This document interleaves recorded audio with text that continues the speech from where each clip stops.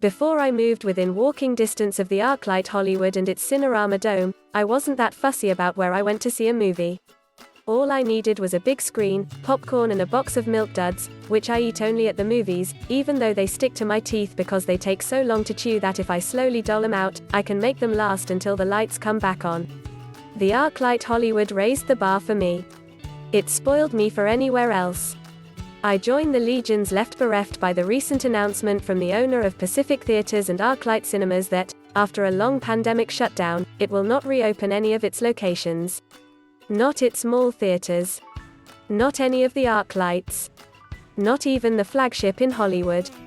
Let me tell you about the movie lovers mecca created at the ArcLight Hollywood and why its loss would be particularly painful for Hollywood, the neighborhood, my neighborhood, if we should really lose it, though I hope and trust that we won't. I hope that some of the many movie people with deep pockets who have long frequented and loved the place will find a way, with the city's help and encouragement, to step in to rescue it and keep what's special about it intact. I believe that any effort and expense required to revive the theater just as it was would be worth it, and here's why.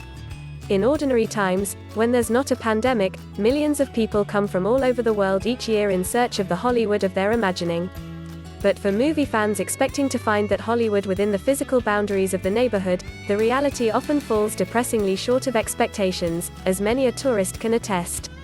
Sure, there's plenty of movie history there tucked in the strips of kitschy souvenir shops and places that sell cheap suits, cheap food, wigs and shiny tall boots and bongs, but a lot of the neighborhood's connection with the movies is well hidden, lacking good signage or any signage at all. Unless they show up on the day of the Oscars or when an actor's getting a star, the places people tend to know to go to feel static, those imprints of hands and shoes frozen forever in cement, those names on pink terrazzo that keep so many tourists' eyes not on their surroundings but stuck to the often very grimy sidewalks.